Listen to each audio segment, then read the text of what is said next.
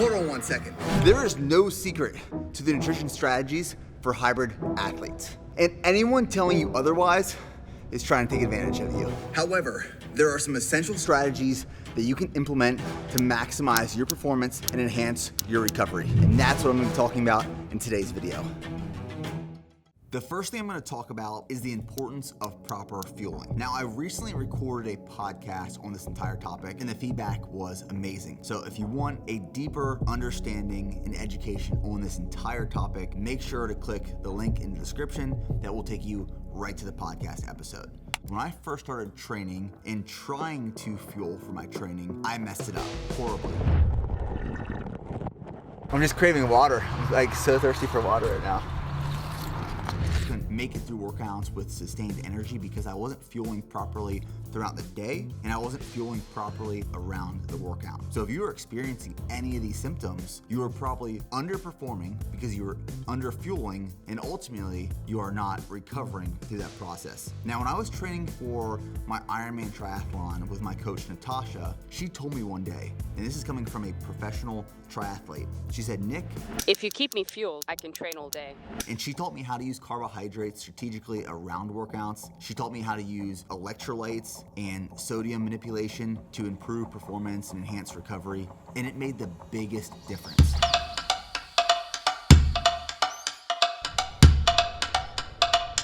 A lot of people are afraid of sodium, but if you are an athlete, if you are moving, you might be dehydrated and you might want to supplement with an electrolyte powder or just add more salt to your meals. Now, we offer two products around endurance with electrolytes. We have just an electrolyte powder, 0 calories, 0 sugar, 500 milligrams of sodium per serving. Then we have G1M Sport, which has 20 grams of carbohydrate, 350 milligrams of sodium per serving. Water alone is not going to hydrate you. You need electrolytes. Like I said, this either comes from the food you are consuming or using a powder. Now, you can do a sweat test, and I did a sweat test about 2 years ago. We found through the sweat test, I was losing 2,700 milligrams of sodium per hour in those conditions and in a workout like that. Electrolytes are your friend. Sodium is your friend if you are an athlete, if you're sweating a lot. Use this all day and around your training to have better performance. Be proactive rather than reactive. And for a lot of people, they will listen to their body's natural hunger cues telling them when and how to eat. But I would argue for performance, especially for a highly trained athlete, that won't give you the necessary cues to eat enough throughout the day. Proactive fueling is having a plan, having a strategy. I need to consume this many calories throughout the day based off my training demands, based off my schedule. And if I spread out my meals in that type of strategy, I can consume carbohydrates, protein, and dietary fat. So I would argue that it's better to be proactive with your diet rather than reactive. Have a plan, have a strategy, know how much you need to consume and when to fuel your performance and enhance your recovery. Now, I'm sure you hear people talk about calories matter, and they are most important. Then you hear other people say the quality of the food source is what really matters, and calories are actually irrelevant. Well, today, we're gonna talk about what you should actually focus on. Here's the thing, if you are just focused on the quality of food and not calories, and you think that you can fuel a 20-mile run or a marathon prep or hybrid athlete training with just lean meats and salads, you are quickly going to realize that you're going to bump, you're going to burn out, and you're not going to be able to effectively complete your workouts or recover for the next one. And that's why calories are king. The truth is, they both matter. Calories will always be king, but the quality of the food sources that you're consuming are just as important. I like to follow the 80-20 principle. That means 80% of the foods that I'm consuming are whole, organic, non-processed food sources. And the other 20%, I'm having fun with it. I'm going to dinner, I'm having pizza and a burger and fries. I might be grabbing a margarita or a beer if we're going out to dinner and spending time with friends and family. But majority of my diet is very quoted clean. Now, some people like to consume more fats than carbs. Other people like to consume more carbs than fat. For me, when I'm not in a big training block for an ultra marathon or a marathon, I actually prefer to consume more dietary fat and moderate carbs. But when I'm in a big training block like right now, where I'm training for an ultra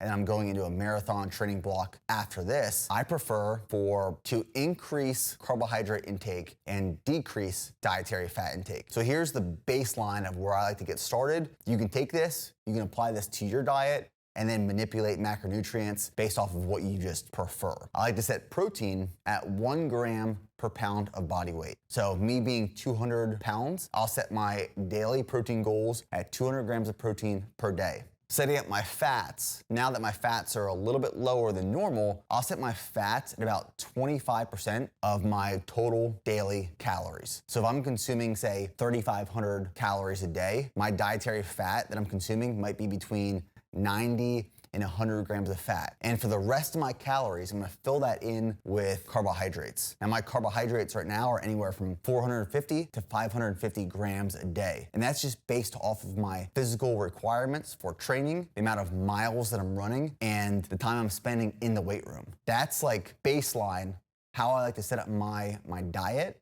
And then based off what I'm training for, what my body demands, the physical requirements, my caloric requirements, I will manipulate and change my fat intake and carbohydrate intake based off of that, but protein always stays pretty consistent. Now, some of these foods I have laid out right here actually make up majority of what I'm consuming on a daily basis. I add variation in here and there, but I have green beans, broccoli, that's like my main green vegetable source. I'm consuming a 0% fat Greek yogurt, chicken breast, chicken thighs, grass-fed, lean ground beef, eggs, egg whites, sourdough bread, nut butters like peanut butter or almond butter, olive oil. We'll throw a lot of olive oil in when we're cooking, but olive oils or oils in general is something you have to be careful with because it's a fat that adds up very quickly, calorically dense. Sweet potatoes, rice, fruit such as different types of berries, bananas, melons, oats that I throw with my breakfast every morning, beans like black beans, and then to get more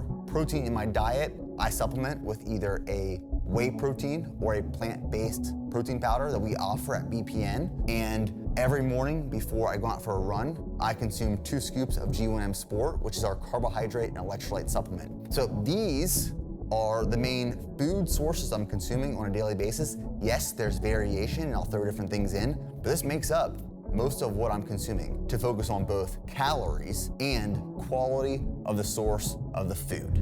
Now, the next thing I want to talk about is calories and macronutrients. Now, your macronutrients are your proteins, your fats, and your carbohydrates. Proteins and carbohydrates provide 4 calories per gram, and fats provide 9 calories per gram, which means that dietary fat is more calorically dense than carbohydrates and protein. Going back to talking about calories. Now, calories are a measurement of energy. And there's a lot of different calculators and online equations you can use to find what calories you need to consume on a daily basis to either maintain your current weight, gain, or lose weight. One of my favorite strategies and protocols is to do a food journal. Now, when I was studying nutrition in college, this is what we used to do with people we were working with. And the best way to do this is to log your foods on a daily basis for 1 week, 7 days. You can use a free app like MyFitnessPal, or you can use a paid app like Carbon, which is the app by my good friend, Dr. Lane Norton. They're both great references and resources. And you can input in these apps the foods you're consuming, at which times, and in what amounts. Do this like you just normally would consume foods on a daily basis. And at the end of the week, find the average of the amount of calories you consumed each day. And you want to also track your weight over the course of these 7 days. If your weight maintained, you can assume that the average amount of calories you consume on a daily basis is your maintenance calories. If you gained weight, you can assume that you were eating in a caloric surplus. And if you lost weight, you were in a caloric deficit. That is the best way to approach caloric intake and find what's best for you. Now, the last thing I want to talk about is KISS.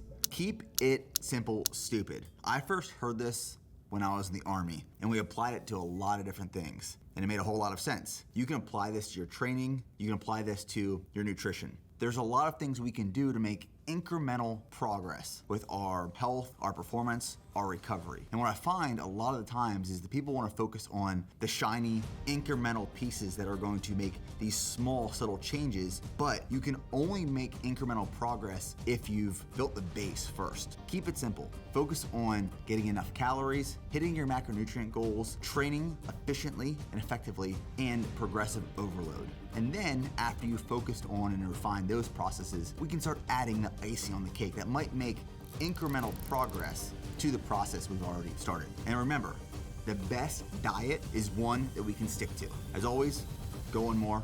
We'll see you guys in the next video.